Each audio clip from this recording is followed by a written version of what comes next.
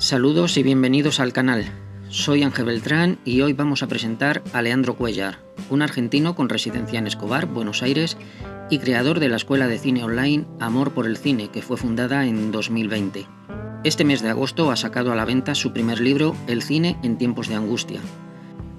Leandro destaca por escribir críticas de cine y reflexiones filosóficas en torno a una amplia variedad de películas, tanto clásicas como contemporáneas. Sus contribuciones pueden encontrarse en la reconocida revista cultural Siete Artes de Argentina, donde comparte su perspectiva. En la descripción del vídeo encontraréis el enlace para adquirir el libro y asimismo os dejo su Instagram para que echéis un vistazo.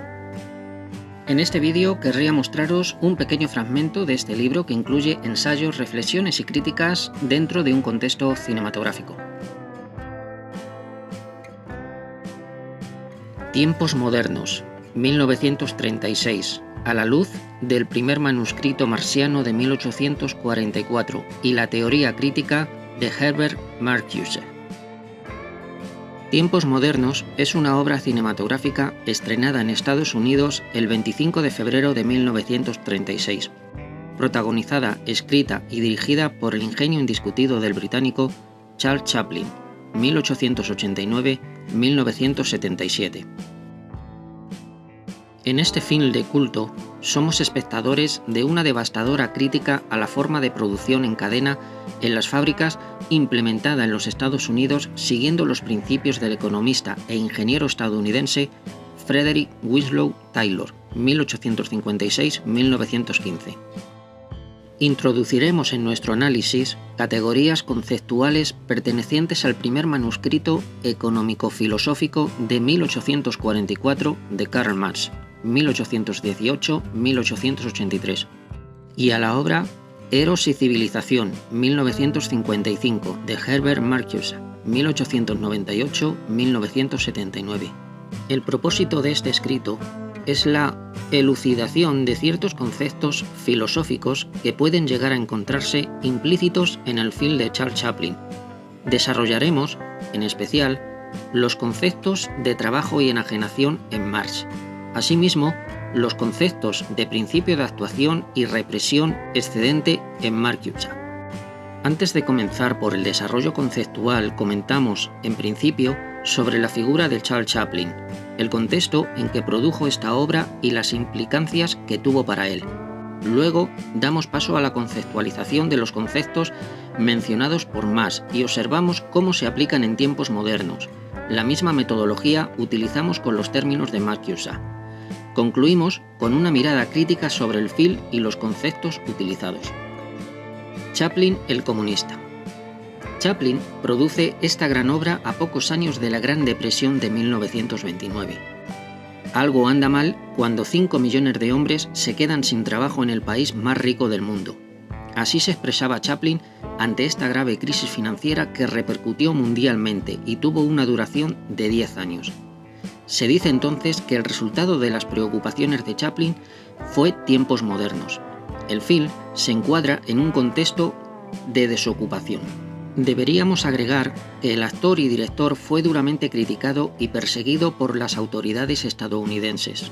En 1947, el político demócrata del condado de Mississippi, John Eliot Rankin, expresó que Chaplin no era moralmente calificado para América y que debía ser deportado.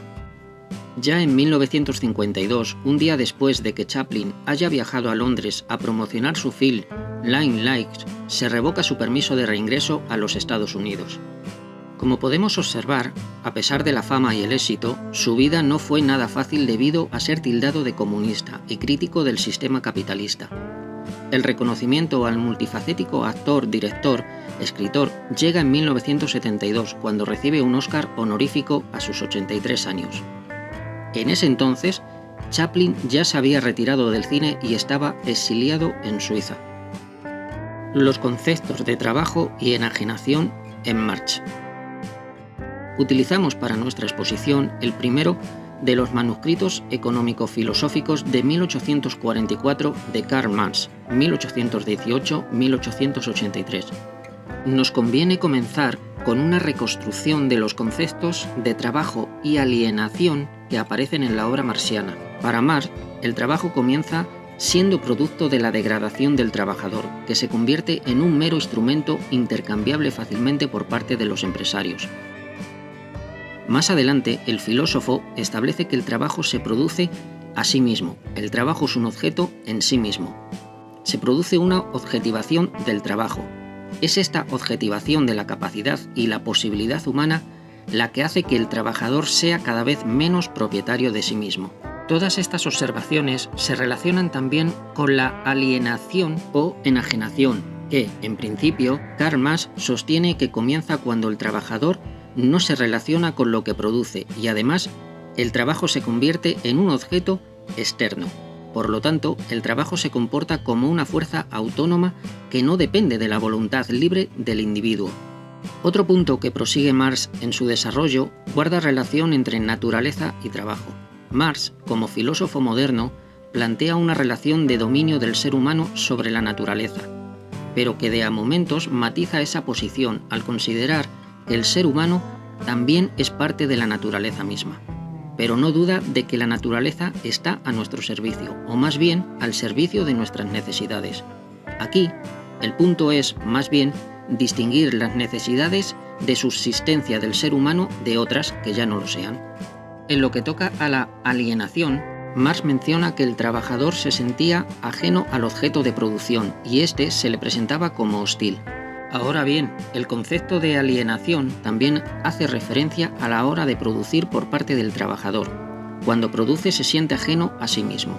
Por tanto, observamos que Marx establece que la enajenación es producto de la distancia entre el trabajador y el objeto de producción y además de la producción misma.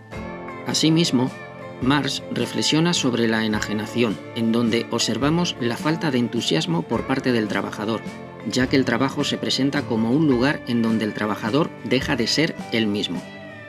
Un lugar ajeno, un lugar que no le corresponde, un lugar que no le permite desarrollarse, sino más bien lo contrario. El sujeto es incapaz de sentirse pleno en el trabajo. ¿Cómo podría alcanzar la plenitud o la más mínima felicidad en un lugar que no le pertenece? Todavía cabe señalar que, además de las dos formas de enajenación que se produce en el sujeto, Marx menciona que la alienación implica la pérdida de la vida genérica del hombre. El hombre vive como cualquier otro animal, es decir, no crea un mundo.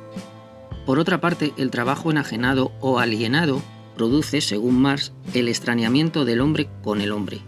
Esto quiere decir que el hombre no puede ver en otro hombre un ser que se despliega en su esencia, sino solo un hombre regido por los parámetros que le asigna el trabajo mercantilizado. Finalizando el primer manuscrito, Marx propone que analicemos el trabajo enajenado o alienado desde la perspectiva del capitalista. Esta perspectiva implica observar que el trabajo alienado es resultado de la existencia de la propiedad privada. La alienación es el hecho que desnuda, por así decir, la faceta inhumana del capitalismo, de la economía política y de los conceptos que las justifican.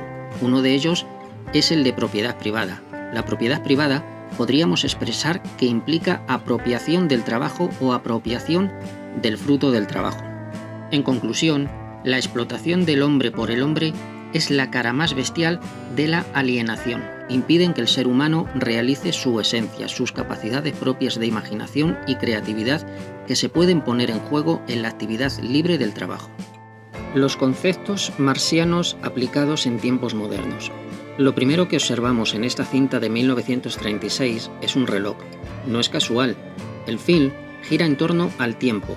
F.W. Taylor escribe en la introducción de su más influyente obra de 1911, Los principios de la gestión científica, dirigida al presidente Roosevelt, Franklin D. Roosevelt, que todo el país está sufriendo por ineficiencia y asegura que el remedio para esta ineficiencia es la gestión sistemática. Por lo tanto, en el pasado el hombre ha sido primero, en el futuro el sistema será primero. Estas palabras son el reflejo de lo que significó el desarrollo del Taylorismo en Estados Unidos, esto es, dejar al hombre en segundo plano y colocar al sistema primero. Nos podríamos preguntar, ¿qué implica la colocación del sistema en primer lugar?